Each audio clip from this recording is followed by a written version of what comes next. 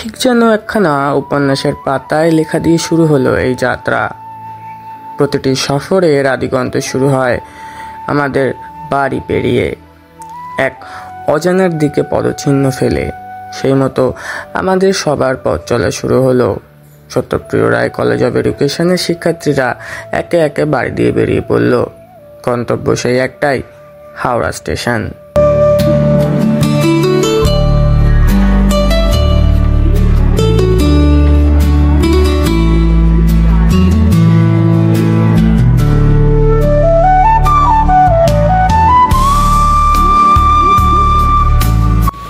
কেউ বাসে, কেউ ট্রেনে, কেউ বা মেট্রোর ভিড়ে গা ভাসিয়ে ছুটে চলল।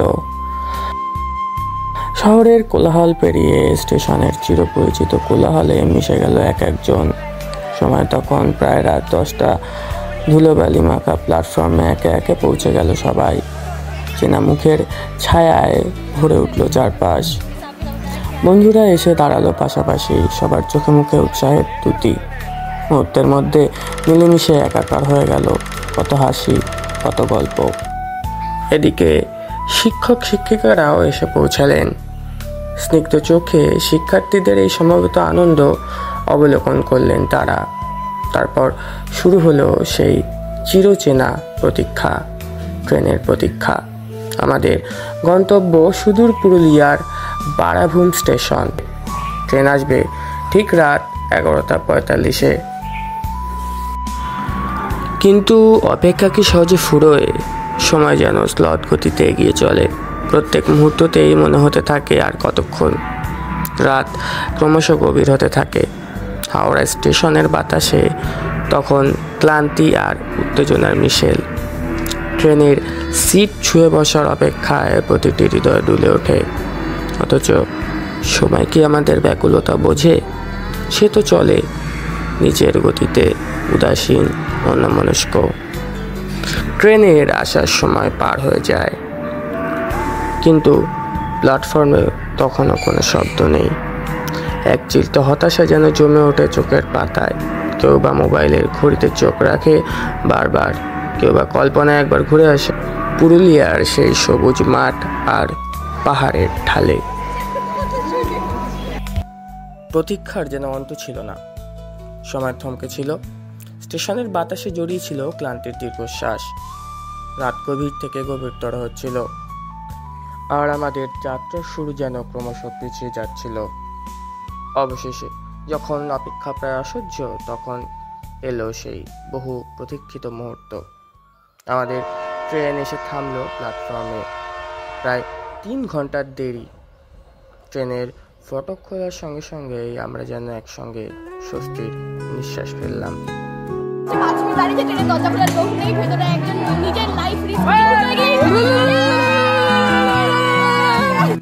এক এক করে উঠে বসলাম নির্দিষ্ট আসনে।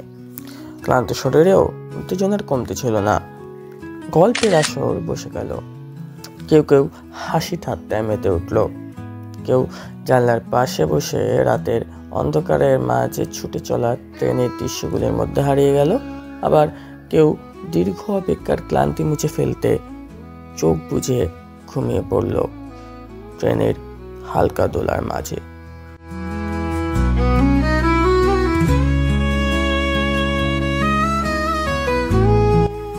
এভাবে রাত পেরিয়ে ধীরে ধীরে ভোর হলো। জানলার ওপার থেকে সূর্যের লালচে আলো ধীরে ধীরে ছড়িয়ে পড়তে লাগলো, আর চারিপাশের দৃশ্য যেন নতুন রঙে রাঙিয়ে উঠল। ট্রেনের পাশে পিছিয়ে পড়া গাছপালা, ফাঁকা মাঠ, ছোট ছোট গ্রাম, সবকিছু যেন এক অপার্থিব সৌন্দর্যের গল্প শোনাচ্ছিল আমাদের।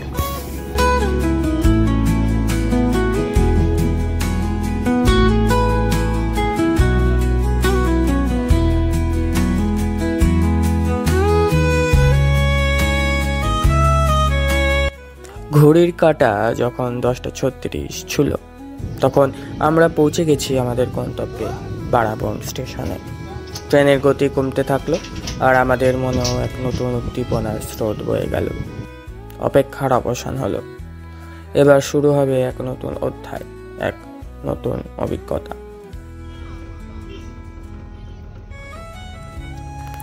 বারাভূম স্টেশনে পৌঁছানোর পর এক এক করে আমরা গাড়িতে উঠলাম।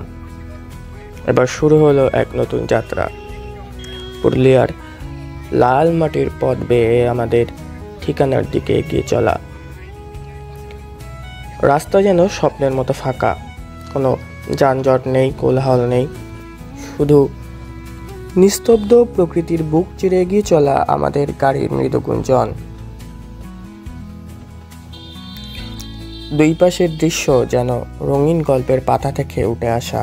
লালচে ধুলোবালি মাখা পথ, ছোট ছোট টিলা, শুকনো শাল সেগুনের শাড়ি, আর মাঝে দিগন্ত বিস্তৃত ফাঁকা মাঠ। 6টি গাড়ি একসঙ্গে ছুটে চলেছে, যেন এক দীর্ঘ অভিযানের অংশ আমরা সবাই। জানলা দিয়ে বয়ে আসা হালকা ঠান্ডা বাতাস আমাদের ক্লান্তি মুছে দিচ্ছিল। কেউ গান গাইছিল, কেউ নিঃশব্দে প্রকৃতির সৌন্দর্যে হারিয়ে যাচ্ছিল, আর কেউ বা বন্ধুদের সঙ্গে গল্পে মশগুল হয়ে পড়েছিল।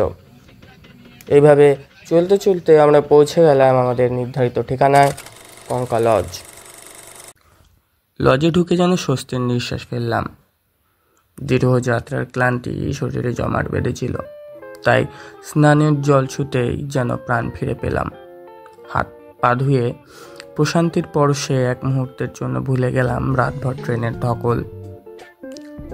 ট্রেন দেরি করায় সকালের জলখাবার আর হলো না, তাই ক্ষুধার্ত পেটের জন্য এলো এক রাজকীয় মধ্যাহ্নভোজ। সাদা ভাত, ডাল, মাছ, পরিপূর্ণ এক ভুরি ভোজ। খাবারের পর ক্লান্ত শরীরটাকে একটু বিশ্রাম দিলাম, কারণ সামনে অপেক্ষা করছে এক রোমাঞ্চকর বিকেল।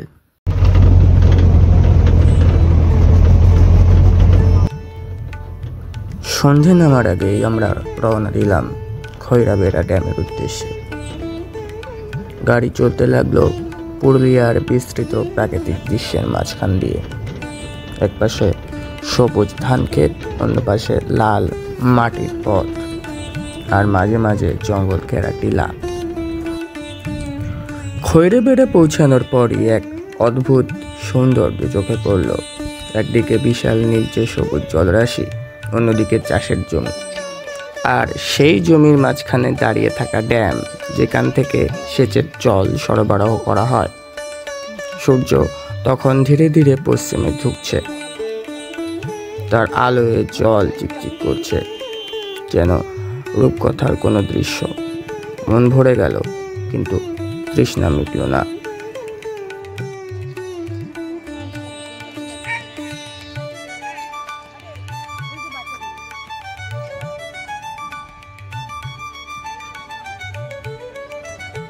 আরো কিছু দেখতে চাইলাম, তাই আমরা পা বাড়ালাম খৈরাবেড়া ওয়াচ টাওয়ারের দিকে। জঙ্গলের মাঝ দিয়ে নুড়ি বিছানো পথ, দুধারে ঘন গাছ আর পাখির ডাকের সুর। কিছুক্ষণ পর পৌঁছে গেলাম ওয়াচ টাওয়ারে। উপরে উঠতে উঠতে চোখের সামনে খুলে গেল এক বিস্তৃত সবুজ গালিচা। যতদূর দৃষ্টি যায়, পাহাড় আর ঘন জঙ্গল একসঙ্গে মিশে গেছে দিগন্তে। সূর্য তখন অস্ততলে যাচ্ছে, কমলা আভায় চারদিক রঙিন হয়ে উঠেছে।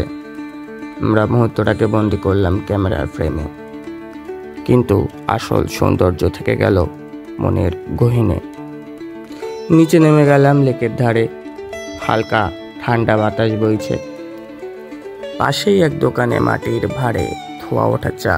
বন্ধুরা কেউ গল্প মেতে উঠলো, কেউ বা নিঃশব্দে প্রকৃতির সৌন্দর্য উপভোগ করলো। সময় যেন থমকে গেল কিছুক্ষণের জন্য, কিন্তু সামনে অপেক্ষা করছে আরও এক নতুন অভিজ্ঞতা। এবার আমাদের গন্তব্য মুখোশ গ্রাম। গাড়িতে উঠে আমরা আবার ছুটলাম এক নতুন গল্পের খোঁজে। খৈরাবেড়া থেকে ফিরেই আমরা পা বাড়ালাম পুরুলিয়ার এক বিশেষ গ্রাম, মুখোশ গ্রাম, বা স্থানীয়দের ভাষায় চরিদা গ্রাম। এখানকার প্রতিটি ঘরে, প্রতিটি উঠোনে রঙের জাদু ছড়িয়ে আছে। এখানে প্রতিদিন তৈরি হয় অগণিত মুখোশ। ছৌ নাচের মুখোশ, দেবদেবীর মুখোশ, বাঘ বাদর রাক্ষস থেকে শুরু করে নানান পৌরাণিক চরিত্রের মুখোশ। গ্রামে ঢুকতেই যেন এক অন্য দুনিয়ায় চলে এলাম। কেউ কাগজের কাঠামো তৈরি করছে, কেউ নিখুঁতভাবে তাতে রঙের প্রলেপ দিচ্ছে, কেউ তুলির আঁচড়ে মুখোশের চোখে প্রাণ দিচ্ছে। ছোট বড় সবার হাতেই শিল্পের ছোঁয়া, বয়সের কোনো সীমা নেই। আমরা মুগ্ধ হয়ে একের পর এক মুখোশের দিকে তাকিয়ে রইলাম। রঙের এমন বৈচিত্র্য আগে দেখিনি। গাঢ় লাল, নীল, সবুজ, সোনালি, রূপলি রঙের মুখোশ যেন আলো আঁধারির খেলায় প্রাণ পেয়ে উঠেছে। আর কিছু মুখোশ তো এমন যে মনে হয় এক্ষুনি কথা বলে উঠবে। এই অপার সৌন্দর্যের মাঝে আমরা আর নিজেকে ধরে রাখতে পারলাম না। নানা রঙের মুখোশের ভিড়ে হারিয়ে গেলাম, আর লোভ সামলাতে না পেরে সবাই নিজেদের জন্য পছন্দ মতো মুখোশ কিনে নিলাম। গ্রামের নিরিবিলি পরিবেশ, শিল্পীদের নিপুণ হাতের কাজ আর মুখোশের রহস্যময় অভিব্যক্তি সব মিলিয়ে এক অসাধারণ অভিজ্ঞতা হলো। সময় কখন যে কেটে গেল বুঝতেই পারলাম না। ঘড়ির কাঁটা যখন সন্ধ্যা 7টা ছুঁই ছুঁই, তখন আমরা ফিরে এলাম লজে। সারাদিনের এই রঙিন স্মৃতি মনকে এক অনাবিল আনন্দে ভরিয়ে দিল।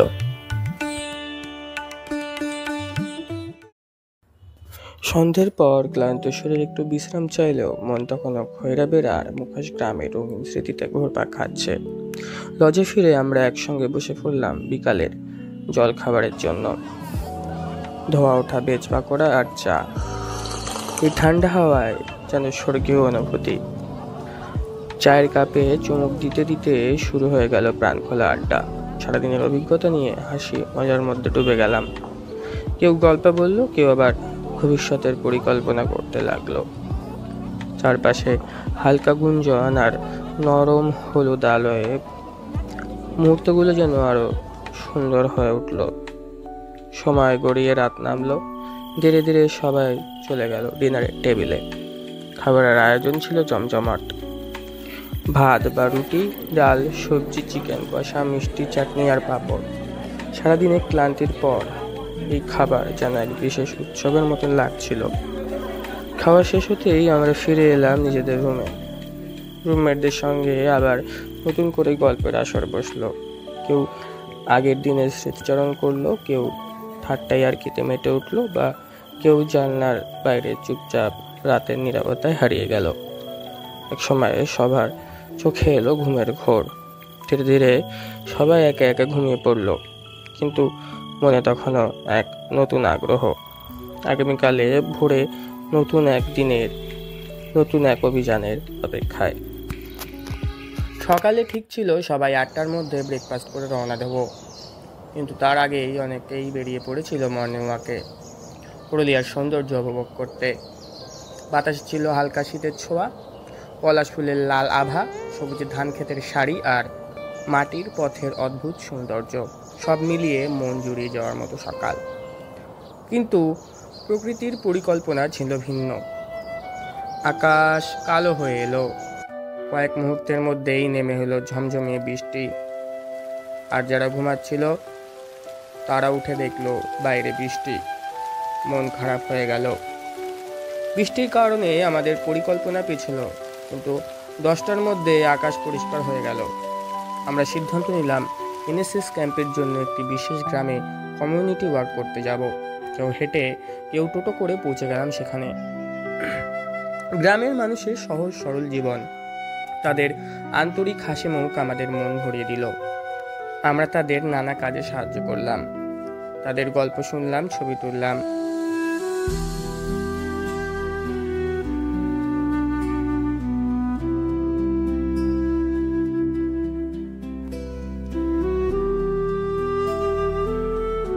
আর সব থেকে বড় ব্যাপার, তাদের ঐতিহ্যবাহী ছৌ নাচ দেখে মুগ্ধ হলাম।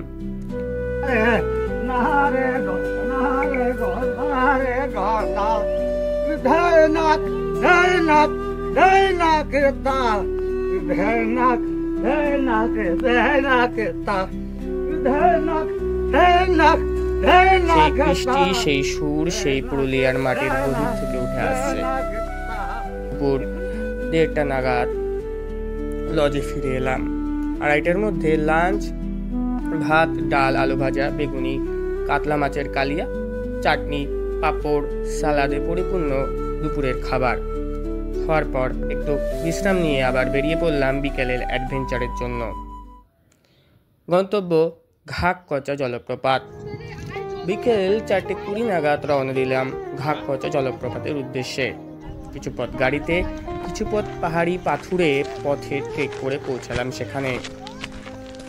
জলপ্রপাতটি ছিল যেন প্রকৃতির এক লুকানো রত্ন। দুর্গা বাঁধের কাছে অবস্থিত, মাঝারি আকৃতির হলেও আশেপাশের পরিবেশ একেবারে মনোমুগ্ধকর। ঝর্ণার পাশে এক বিশাল নিচে লেক, যেটা দেখতে সত্যি অপূর্ব লাগছিল। সেখানে কাটানো কিছু মুহূর্ত আমরা ক্যামেরা বন্দি করলাম।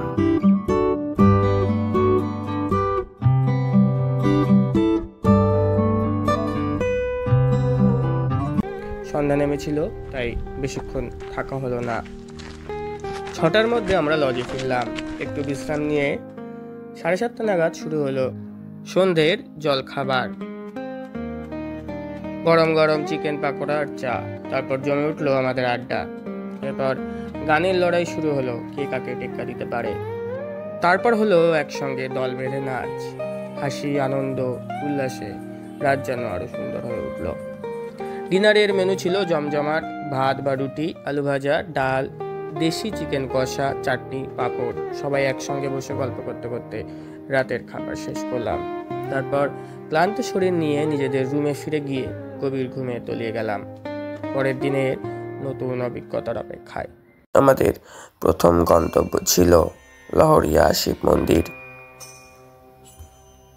অযোধ্যা পাহাড়ের কোলে অবস্থিত লহরিয়া শিব মন্দির শুধুমাত্র একটি ধর্মীয় স্থান নয়, এটি এক ঐতিহাসিক নিদর্শন।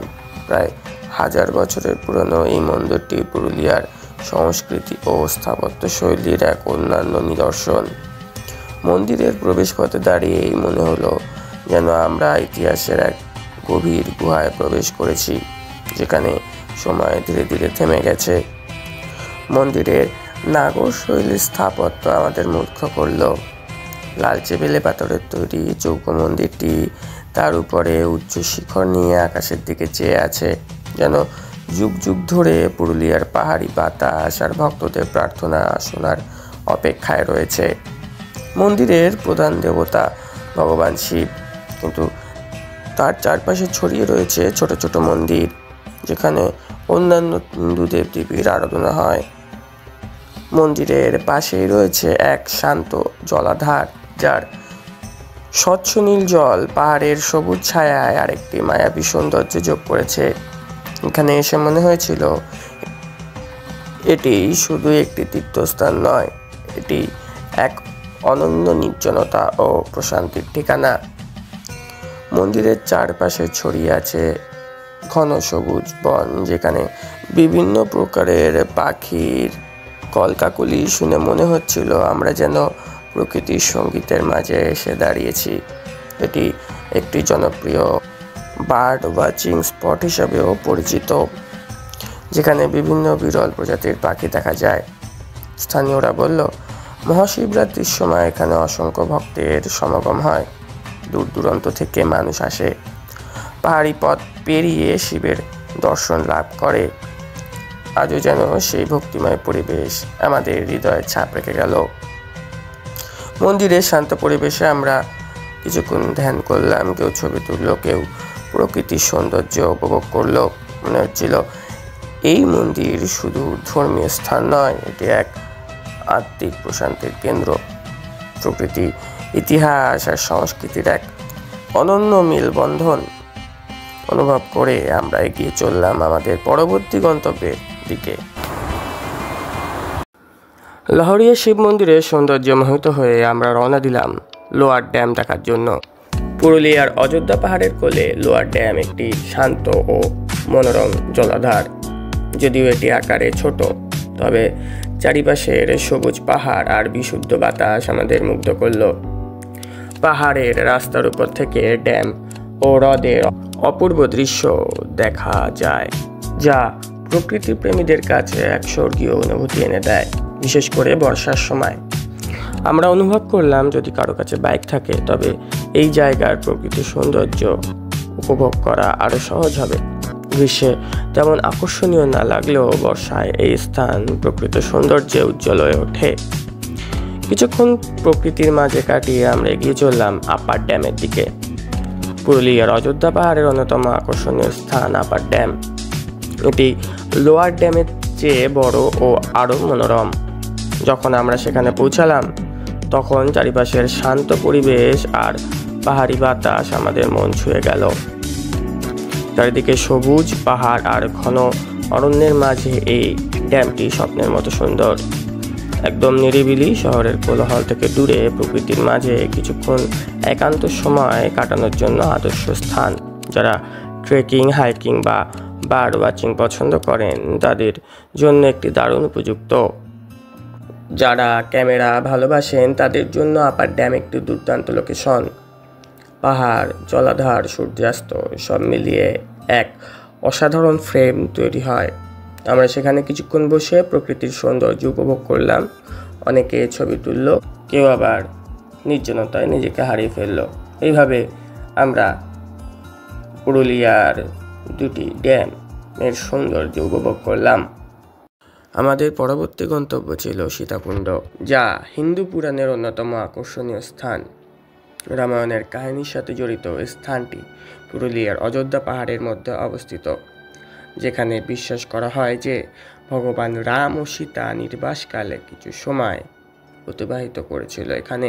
হিন্দু পুরাণ অনুসারে একদিন সীতা দেবী তৃষ্ণার্ত হয়ে পড়েন। তখন ভগবান রাম নিজের ধনুকের তীর দ্বারা ভূমির কঠিন স্তর বিদীর্ণ করেন এবং সেখান থেকে একটি স্বচ্ছ ঠান্ডা জলাধার প্রবাহিত হয়। সেই জল পান করে সীতা তার তৃষ্ণা মেটান এবং এই স্থানটি পরিচিত হয় সীতাকুণ্ড নামে।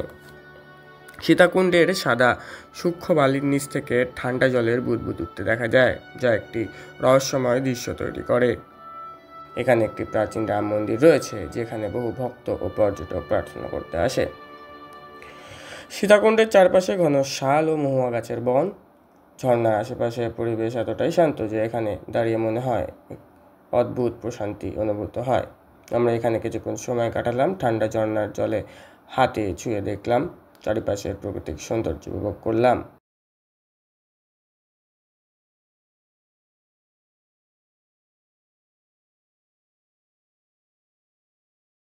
মার্বেল লেক নামের মতোই এক অনন্য প্রাকৃতিক সৌন্দর্যের স্থান। পুরুলিয়ার অযোধ্যা পাহাড়ের কোলে লুকিয়ে থাকা এই জলাধার প্রকৃতি প্রেমীদের জন্য এক আদর্শ গন্তব্য। চারিপাশে সবুজ গাছপালা, পাহাড়ের হালকা ঢালু আর স্বচ্ছ নীল জল এক অনবদ্য আবহ তৈরি করে। লেকের শান্ত জলে প্রকৃতির প্রতিবিম্ব এমন এক দৃশ্যপট তৈরি করে যা মনের সমস্ত ক্লান্তি দূর করে দেয়। লেকের জলে সূর্যের আলো পড়লে এক ঝিলিমিলি রূপকথার জগতের মতন মনে হয়। ধীরে ধীরে বাতাস, পাখির ডাক আর পাহাড়ের গায়ে পড়া ছায়া সব মিলিয়ে এক নিখুঁত শান্তির অনুভূতি। যারা প্রকৃতির সৌন্দর্য উপভোগ করতে ভালোবাসেন তাদের জন্য একটি আদর্শ স্থান। আমরা এখানে কিছুক্ষণ নিজেদের মুহূর্ত ক্যামেরায় বন্দি করলাম এবং যাত্রা করলাম অন্য গন্তব্যের দিকে। বামনি ফলস পশ্চিমবঙ্গের পুরুলিয়া জেলার এক অনন্য ও মোহনীয় জলপ্রপাত, যা প্রকৃতিপ্রেমীদের জন্য এক অসাধারণ গন্তব্য। ঘন জঙ্গলের মাঝে পাথুরে খাঁজ কেটে নেমে আসা এই জলপ্রপাতের দৃশ্য সত্যি মনোমুগ্ধকর।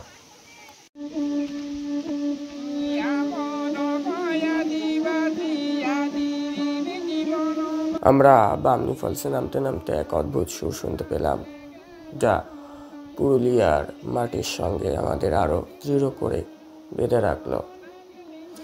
এই স্থানটি ট্রেক করার জন্য উপযুক্ত। অনেক সিঁড়ি পেয়ে এখানে যেতে হয়।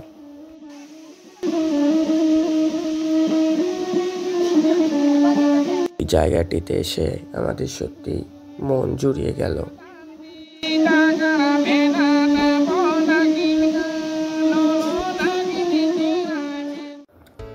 আমরা ফিরে এলাম লজে। তখন সন্ধ্যা হয়ে গেছে। অনেক জায়গা দেখা এখনো বাকি রয়ে গেল। অনেকে পাখি পাহাড় দেখতে গিয়েছিল, কিন্তু সন্ধ্যা নেমে আসায় আর ঘোরা হলো না। ফিরে এসে সবাই ফ্রেশ হয়ে নিলাম, তারপর বিকালের স্ন্যাক্স খেলাম, চাউমিন আর চায়ের সাথে। পরের দিন আমাদের বাড়ি ফেরার পালা, তাই শেষ মুহূর্তগুলো যতটা সম্ভব একসাথে কাটানোর চেষ্টা করলাম। রাতের খাবার শেষ করে সবাই একসাথে বসে গল্প করলাম, হাসি ঠাট্টা করলাম, যেন এই সুন্দর সফরের প্রতিটা মুহূর্ত হৃদয়ে গেঁথে রাখতে পারি। তারপর ব্যাগ গুছিয়ে নিলাম, কারণ সকালে আর সময় পাবো না। পরদিন সকালে সবাই উঠে রওনা হলাম। ব্যাগ গুছিয়ে লজের বাইরে এলাম, তারপর আমাদের নির্দিষ্ট গাড়িতে উঠে স্টেশনের পথে রওনা দিলাম। ট্রেন নির্দিষ্ট সময় এসে গেল। আমরা একে একে উঠে বসলাম। জানলা দিয়ে একবার শেষবারের মতো পুরুলিয়ার সৌন্দর্যের দিকে তাকালাম। এই কয়েকদিনের অসাধারণ অভিজ্ঞতা মনে গেঁথে রইল। এভাবে শেষ হলো আমাদের পুরুলিয়া ভ্রমণ। তবে ট্রেন যাত্রার কিছু আনন্দময় মুহূর্ত রইল ক্যামেরায় বন্দি, যা আজীবন স্মৃতির পাতায় জ্বলজ্বল করবে।